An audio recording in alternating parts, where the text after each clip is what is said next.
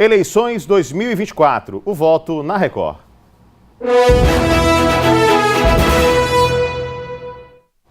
A partir de hoje, o Balanço Geral Sergipe começa uma série de sabatinas com os candidatos a prefeito de Aracaju.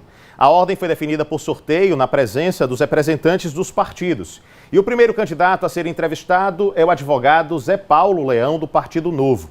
A entrevista contará com a participação especial do jornalista André Barros e do radialista Luiz Carlos Foca, apresentadores das rádios Nova Brasil e Transamérica, rádios do sistema Atalaia de Comunicação.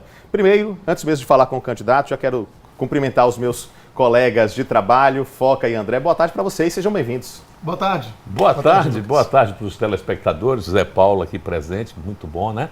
É a democracia falando, minha gente. E na TV Atalaia a gente faz diferente, a gente tem essa liberdade, né, para expor o que os candidatos pensam com total, realmente, isenção.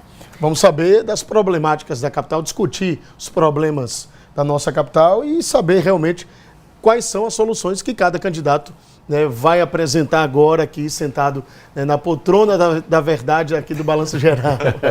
Candidato Zé Paulo, boa tarde para o senhor também, seja muito bem-vindo, dizer que é um prazer recebê-lo aqui na tarde desta segunda-feira. E eu já começo te perguntando, te dando boa tarde, mas te perguntando, a gente vai começar as entrevistas sempre com esse tom, pelo menos a princípio, já te perguntando de forma bem prática e direta. Por que é que o senhor merece ser prefeito de Aracaju? Boa tarde. Boa tarde. Boa tarde, Foca. Boa tarde, André. Boa tarde a todos que fazem essa emissora. Boa tarde a você, telespectador.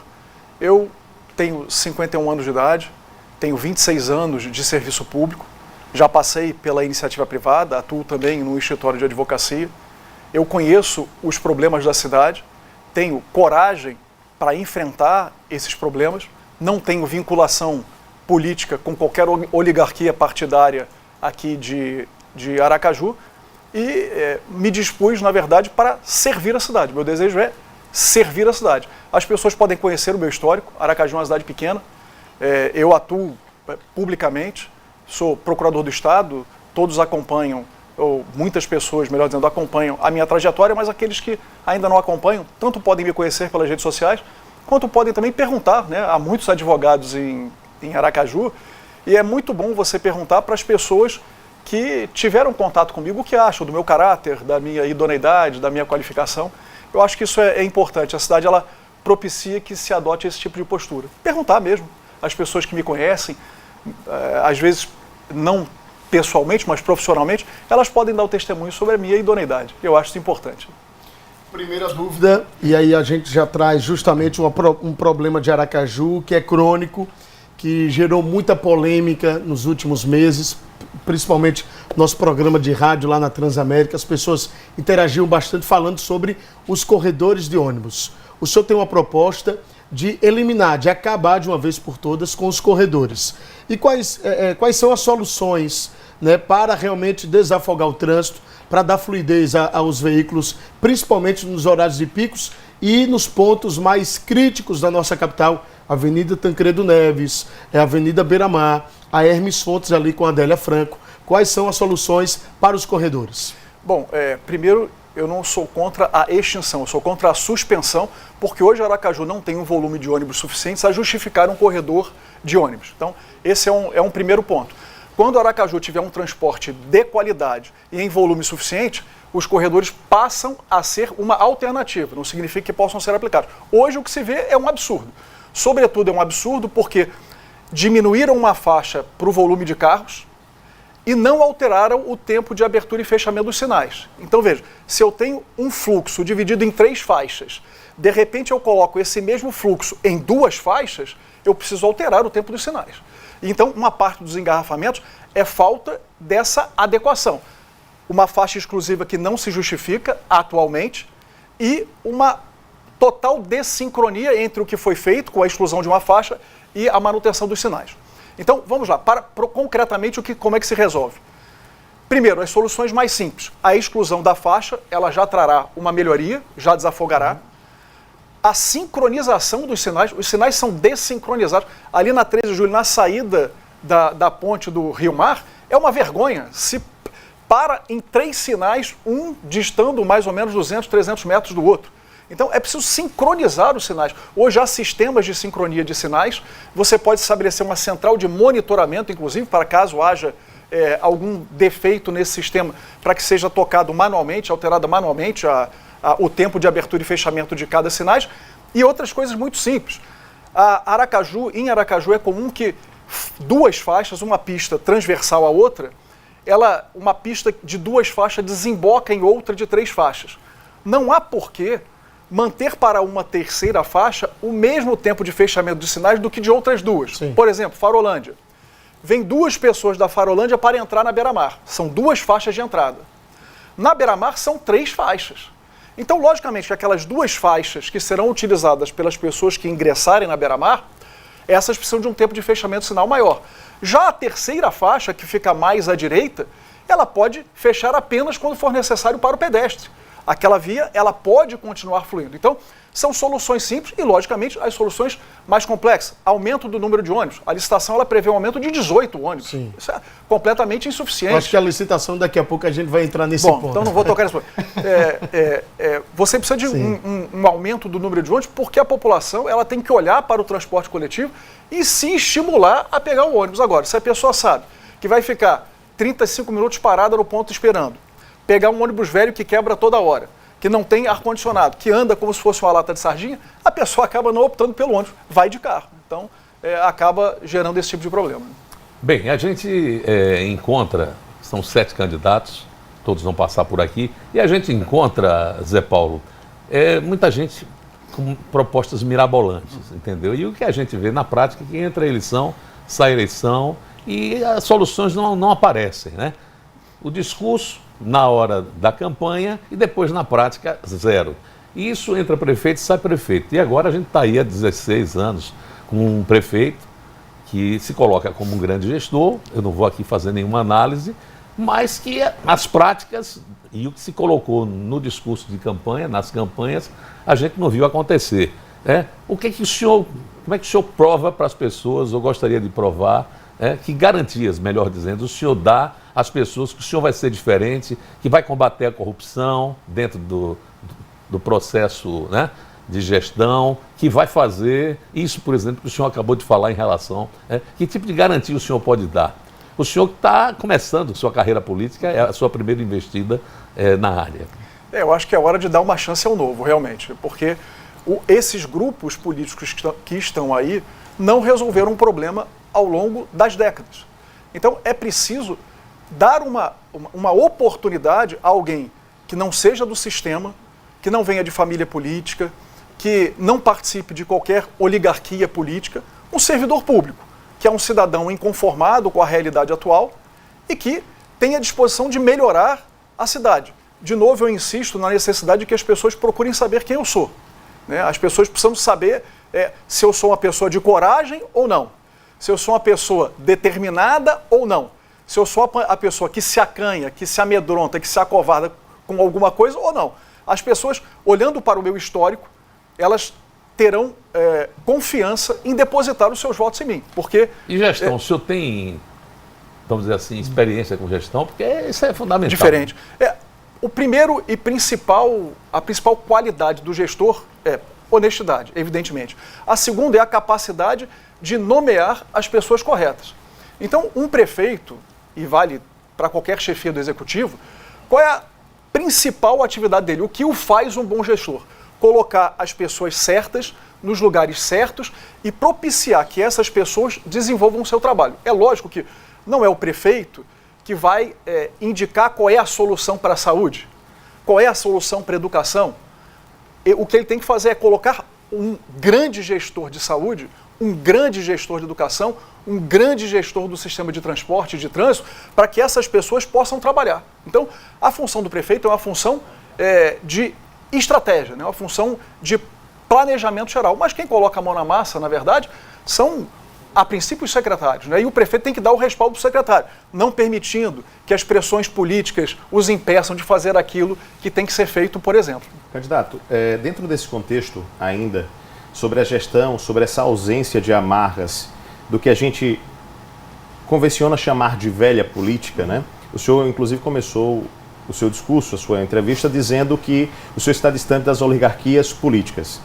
A gente tem conhecimento, isso inclusive tem sido divulgado, de que há políticos sergipanos, pessoas que já tiveram mandatos, que declararam apoio ao senhor. E tem também, e aí já numa situação nacional, por exemplo, figuras em seu partido como o Ricardo Salles, que é ex-ministro do governo Bolsonaro, e o Ricardo Salles, todos sabem, envolvido em uma série de polêmicas, processos também, que estão atrelados ao Partido Novo, que é o partido em que o senhor está.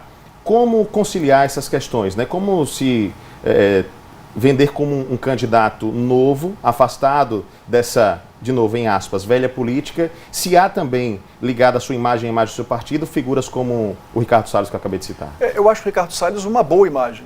Ele foi um grande ministro do meio ambiente, na minha avaliação, enfrentou grandes oligarquias e também não está ligado a nenhuma oligarquia política.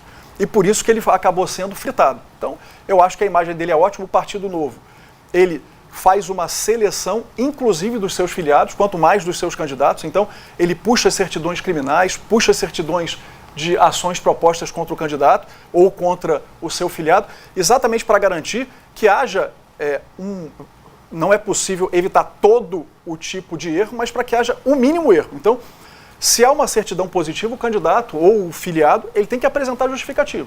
E aí o partido decide se aceita ou não a filiação, se aceita ou não a candidatura. Para que se seja candidato novo, a pessoa passa por um processo seletivo, além da apresentação das certidões. Então ele é um partido que não é perfeito, evidentemente, né? Não se espera a perfeição do partido, tem os seus erros, que não é formado por pessoas perfeitas, evidentemente que eu estou muito longe da perfeição, e todos os que estão ali também estão longe da perfeição, mas é um partido que se estruturou para permitir à população a escolha dos candidatos que têm capacidade, que têm lisura.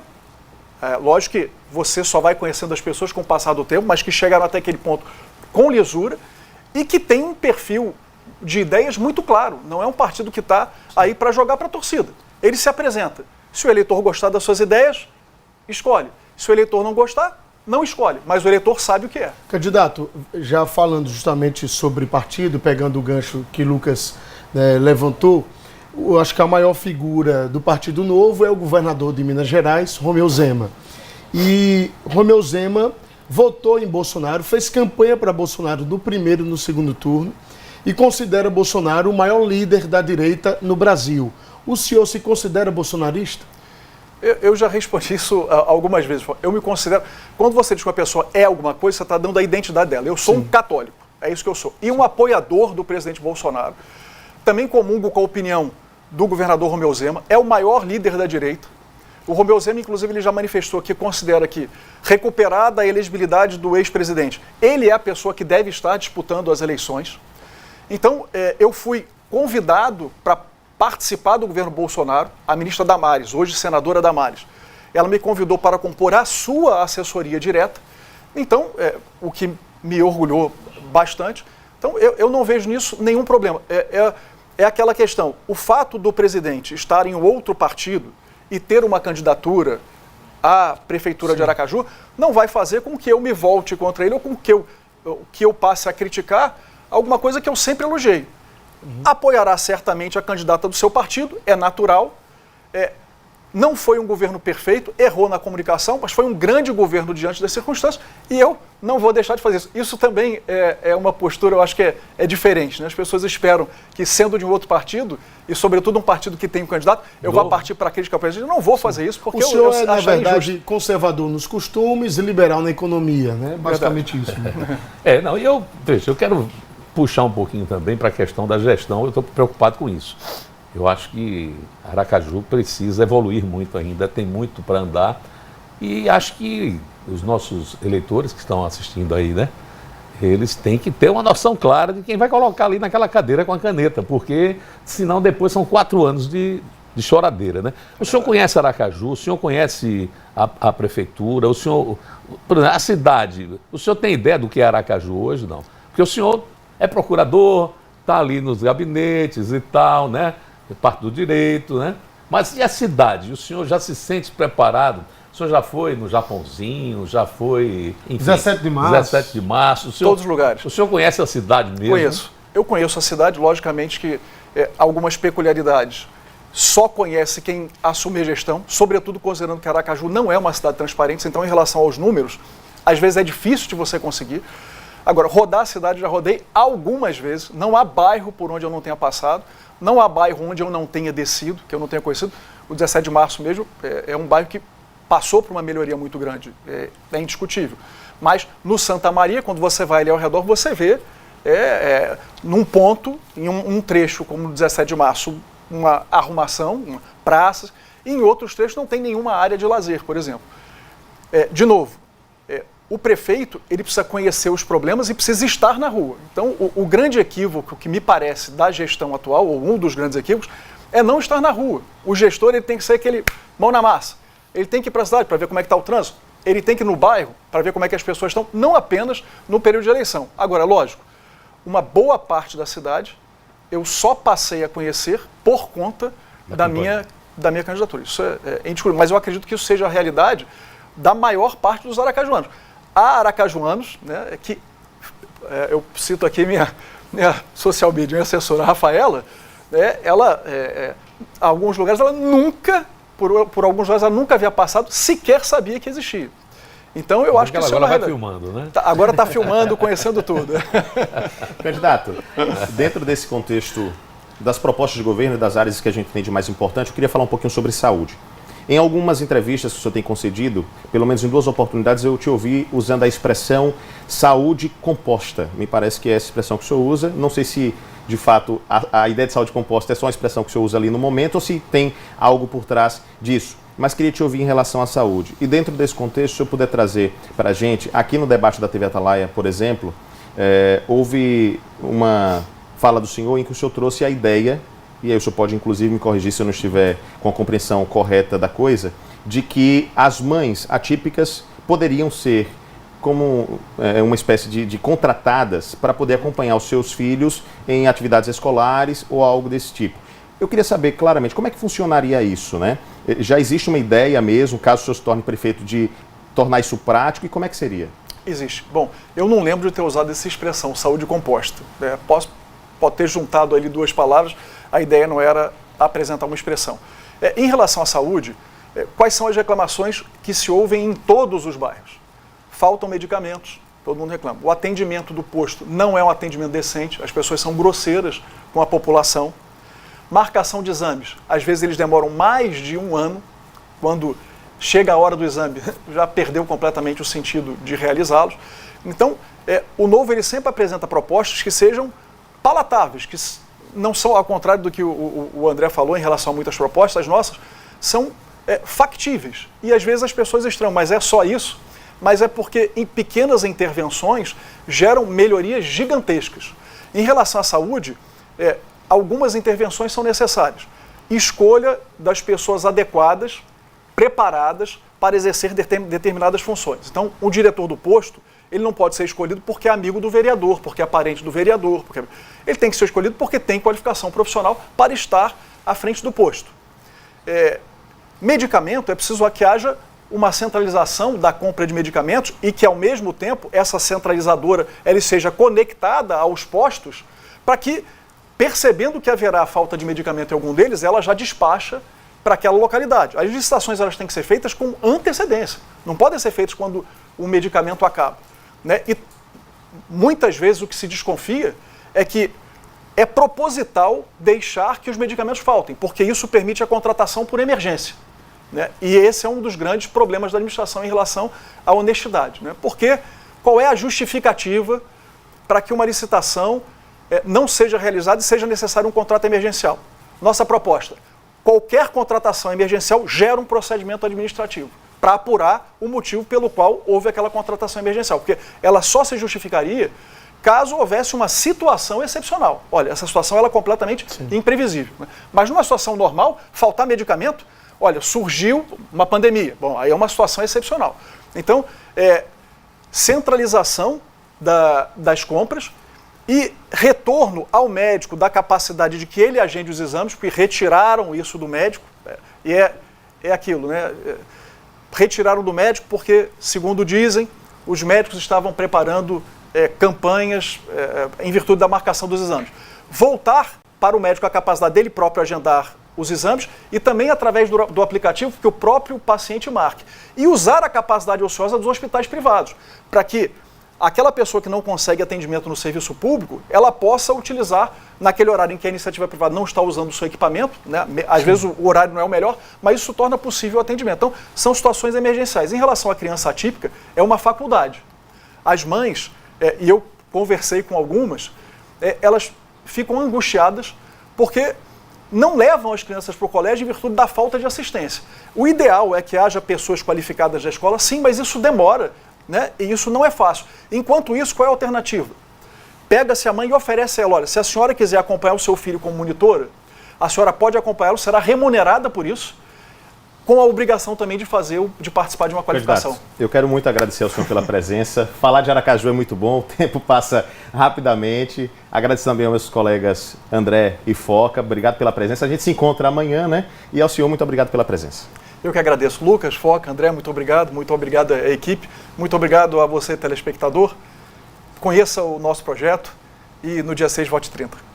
Vamos nessa, gente. Lembrando a vocês que amanhã a entrevistada na Sabatina, aqui no Balanço Geral, será a candidata Daniele Garcia, do MDB.